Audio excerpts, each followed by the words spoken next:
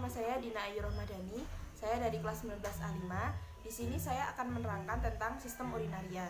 Sistem urinaria adalah sistem terjadinya proses penyaringan darah, sehingga darah terbebas dari zat-zat yang tidak diperlukan oleh tubuh dan menyerap zat-zat yang masih digunakan kembali oleh tubuh. Sistem urinaria terdiri atas yang pertama adalah ginjal, berfungsi mengeluarkan sekret atau senyawa yang dihasilkan oleh kelenjar urin. Yang kedua adalah ureter, yang berfungsi menyalurkan urin dari ginjal ke kantung kemih. Yang ketiga, kantung kemih, yaitu sebagai tempat penampungan urin sementara. Yang keempat adalah uretra, yang berfungsi menyalurkan urin dari kantung kemih. Sekarang kita masuk ke anatomi dan fisiologi sistem urinaria yang lebih detail. Yang pertama adalah ginjal. Bagian-bagian ginjal ada banyak, yaitu yang pertama korteks atau bagian luar ginjal, yang kedua medula yaitu bagian dalam ginjal, yang ketiga piramid yaitu medula yang berbentuk kerucut, yang keempat adalah kolumna bertini atau bagian korteks yang mengelilingi piramid. Yang kelima ada papilaris berlini, yaitu papila pada tiap piramid. Yang selanjutnya adalah pelvis atau reservoir utama sistem pengumpulan ginjal. Yang selanjutnya adalah calyx minor, yaitu bagian ujung pelvis berbentuk seperti cawan. Dan yang terakhir adalah calyx mayor, yaitu kumpulan dari beberapa calyx minor. Manusia memiliki sepasang ginjal di belakang perut atau abdomen. Ginjal terletak di kanan dan kiri tulang belakang, di bawah hati dan limpa. Di bagian atas atau superior ginjal terdapat kelenjar adrenal atau kelenjar anak ginjal. Ginjal bersifat retroperitoneal, yang berarti terletak di belakang peritoneum yang melapisi rongga abdomen. Ginjal kanan biasanya terletak sedikit di bawah ginjal kiri untuk memberi tempat untuk hati. Ciri-ciri ginjal. Yang pertama berbentuk seperti kacang. Yang kedua, orang dewasa panjang ginjalnya 12-13 cm, lebarnya 6 cm dan beratnya 120-150 gram. Yang ketiga, permukaan atas dan bawah serta pinggir korteks ginjal berbentuk konveks, sedangkan pinggir medialnya berbentuk konkav karena adanya hilus.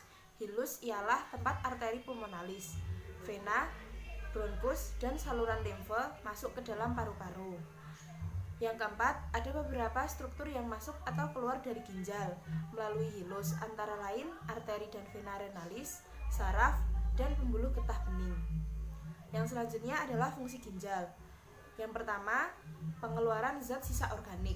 Yang kedua, pengaturan konsentrasi ion-ion penting. Yang ketiga, pengaturan keseimbangan asam dan basa di tubuh. Yang keempat, pengaturan produksi eritrosit atau sel darah merah. Yang kelima, pengaturan tekanan darah. Yang keenam, pengendalian terhadap konsentrasi glukosa darah dan asam amino darah. Yang ketujuh atau yang terakhir adalah pengeluaran zat beracun. Lapisan-lapisan ginjal. Setiap ginjal terbungkus selaput tipis atau kapsula renalis berupa jaringan fibrus yang berwarna ungu tua. Lapisan ginjal terbagi atas yang pertama lapisan luar, lapisan korteks, dan yang kedua lapisan dalam atau medula. Fisiologi ginjal. Yang pertama, mengatur volume air atau cairan dalam tubuh. Apabila kelebihan air dalam tubuh akan diekskresikan oleh ginjal sebagai urin yang encer dalam jumlah besar. Apabila kekurangan air atau kelebihan keringat menyebabkan urin yang diekskresikan berkurang dan konsentrasinya lebih pekat, sehingga susunan dan volume cairan tubuh dapat dipertahankan normal. Yang kedua, mengatur keseimbangan osmotik dan mempertahankan keseimbangan ion yang optimal dalam plasma atau keseimbangan elektrolit. Bila terjadi pemasukan atau pengeluaran yang abnormal, ion-ion akibat pemasukan garam yang berlebihan atau penyakit diare, muntah, ginjal akan meningkatkan ekskresi ion-ion penting seperti natrium, kalium, kalsium, dan PO3. Yang ketiga, mengatur keseimbangan asam basa cairan dalam tubuh. Asam basa cairan dalam tubuh disebabkan oleh banyak faktor. Di antaranya, yang pertama, bergantung pada apa yang dimakan. Yang kedua, campuran makanan menghasilkan urin yang bersifat asam, pH-nya kurang dari 6, disebabkan oleh hasil metabolisme protein. Yang ketiga, apabila kita makan banyak sayur-sayuran, maka urin kita akan bersifat basa. Dan yang keempat, pH urin bervariasi antara 4,8 sampai 8,2. Yang keempat, ekskresi sisa hasil metabolisme yang berupa ureum, asam urat, kreatinin, zat-zat toksik, obat-obatan, hasil metabolisme hemoglobin, dan bahan kimia yang bersifat asing atau peptisida. Yang kelima, fungsi hormonal dan metabolisme. Ginjal menyekresi hormon renin yang mempunyai peranan penting mengatur tekanan darah, sistem renin angiotensin, aldosteron, membentuk eritroiosis, mempunyai peranan penting untuk memproses pembentukan eritrosit atau sel darah merah. Yang keenam, membentuk hormon dihidroksikolekal-siferol, yaitu vitamin D aktif yang diperlukan untuk absorpsi ion kalsium di usus. Struktur ginjal. Yang pertama adalah korteks ginjal atau korteks renalis. Korteks ini mengandung jutaan alat penyaring atau nefron, yaitu 1 sampai 1,5 juta nefron. Fungsi nefron itu sendiri yaitu membentuk urin dengan cara filtrasi, reabsorpsi, dan sekresi. Nefron terdiri atas badan Malviki dan tubulus. Badan Malviki tersusun dari kapsula Bowman dan glomerulus. Kapsula Bowman berbentuk seperti piala yang melingkupi glomerulus. Glomerulus merupakan gumpalan jalinan kapiler darah pada cekungan kapsula Bowman. Dalam glomerulus ada 2 arteriol. Yang pertama yaitu arteriol aferen, yaitu pembuluh yang menuju glomerulus. Yang kedua ada arteriol eferen, yaitu pembuluh yang meninggalkan glomerulus. Yang kedua, sumsum ginjal atau medula renalis. Pada sumsum ginjal terdapat suatu jaringan berbentuk kerucut yang disebut piramid. Piramid mengandung banyak pembuluh dan berguna untuk mengumpulkan hasil ekskresi. Cairan yang terkumpul pada piramid akan disalurkan melalui saluran pengumpul menuju pelvis renalis atau rongga ginjal. Selanjutnya, pelvis renalis berhubungan dengan ureter. Seperti yang telah disebutkan sebelumnya, sekarang kita akan membahas nefron lebih detail. Nefron sendiri dibedakan menjadi 2, yaitu yang pertama nefron kortikalis. Nefron kortikalis adalah nefron yang glomerulinya terletak pada bagian luar dari korteks. Lengkung Henle-nya pendek dan tetap berada pada korteks. Yang kedua adalah nefron juxtamedularis, yaitu nefron yang glomerulinya terletak pada bagian dalam dari medula, dekat dengan korteks. Lengkung Henle-nya panjang dan turun jauh ke dalam zona dalam dari medula. Bagian-bagian nefron. Yang pertama adalah glomerulus. Glomerulus adalah suatu jaringan kapiler berbentuk bola yang berasal dari arteriol aferen bersatu menuju arteriol eferen. Berfungsi sebagai tempat filtrasi sebagian air dan zat yang terlarut dari darah. Yang kedua adalah kapsula Bowman. Kapsula Bowman adalah bagian dari tubulus yang melingkupi glomerulus untuk mengumpulkan cairan yang difiltrasi oleh kapiler glomerulus. Yang ketiga adalah tubulus. Tubulus sendiri dibedakan menjadi 3. Yang pertama yaitu tubulus proksimal, berfungsi mengadakan reabsorpsi bahan-bahan dari cairan tubuli dan mensekresikan bahan-bahan ke dalam cairan tubuh. Yang kedua, lengkung Henle. Lengkung Henle membentuk lengkungan tajam berbentuk U, terdiri atas pars descendens, yaitu bagian yang menurun, terbenam dari korteks ke medula, dan pars ascendens, yaitu bagian yang naik kembali ke korteks. Bagian bawah dari lengkung Henle mempunyai dinding yang sangat tipis sehingga disebut segmen tipis, sedangkan bagian atas yang lebih tebal disebut segmen tebal. Lengkung Henle berfungsi untuk reabsorpsi bahan-bahan dari cairan tubulus dan sekresi bahan-bahan ke dalam cairan tubulus. Yang ketiga ada tubulus distal. Tubulus distal berfungsi dalam mensekresi atau augmentasi zat-zat tertentu. Yang keempat, ductus pengumpul atau ductus collectivus, yaitu menerima cairan dari nefron yang berlainan. Setiap ductus pengumpul terbenam ke dalam untuk mengosongkan cairan isinya atau urin ke dalam pelvis ginjal. Nefron membersihkan zat dengan cara yang pertama yaitu filtrasi. 1/5 plasma disaring melalui membran glomerulus dan cairan yang terbentuk masuk ke tubulus ginjal. Lalu dilanjutkan dengan reabsorpsi. Di dalam tubulus, Zat yang masih bermanfaat akan diabsorpsi kembali seperti air dan elektrolit. Dan zat yang tidak diperlukan tidak direabsorpsi dan dikeluarkan bersama urin. Selanjutnya adalah sekresi. Zat yang berasal dari plasma disekresikan melalui epitel tubulus ke dalam lumen tubulus. Yang kedua adalah ureter. Ureter adalah tabung atau saluran yang menghubungkan ginjal dengan kandung kemih. Ureter merupakan lanjutan pelvis renal menuju distal dan bermuara pada vesika urinaria atau kandung kemih. Panjang ureter itu sendiri 25-30 cm. Persyarafan ureter oleh plexus hypogastricus inferior melalui neuron-neuron simpatis. Ureter sendiri terdiri dari dua bagian, yaitu pars abdominalis atau berada di dalam rongga abdomen atau perut, dan yang kedua pars pelvis di dalam rongga pelvis.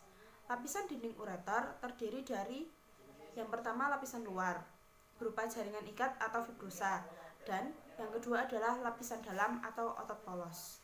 Lapisan dinding ureter terjadi gerakan peristaltik setiap 5 menit sekali yang mendorong urin melalui ureter. Yang ketiga adalah vesika urinaria, disebut juga bladder atau kantung kemih. Merupakan kantong berongga yang dapat direnggangkan dan volumenya dapat disesuaikan dengan mengubah status kontraktif otot polos di dindingnya. Mempunyai fungsi sebagai reservoir urin sekitar 200-400 cc. Vesika urinaria mempunyai bagian yang pertama apex, dihubungkan ke kranial oleh urakus atau sisa kantong allantois sampai ke umbilicus atau pusar. Yang kedua corpus dan yang ketiga fundus. Vesika urinaria dipersarafi oleh syaraf otonom atau tak sadar. Yang keempat, uretra. Merupakan saluran sempit yang berpangkal pada kandung kemih. Berfungsi menyalurkan air kemih keluar. Dalam anatomi, uretra adalah saluran yang menghubungkan kantung kemih ke lingkungan luar tubuh. Pada pria, uretra berfungsi juga dalam sistem reproduksi sebagai saluran pengeluaran air mani. Yang pertama, uretra pada wanita. Pada wanita, panjang uretra sekitar 2,5-4 cm dan terletak di antara klitoris dan pembukaan vagina. Yang kedua, uretra pada pria. Pada pria, panjang uretra sekitar 20 cm dan berakhir pada akhir penis. Uretra pada pria dibagi menjadi 4 bagian, dinamakan sesuai dengan letaknya. Yang pertama, pars praprostatica, terletak sebelum kelenjar prostat. Yang kedua, pars prostatica, terletak di prostat. Yang ketiga, pars membranosa, sekitar 1,5 cm, dan di lateral atau tepi terdapat kelenjar bulboretialis, sepasang kelenjar kecil yang terdapat di sepanjang uretra.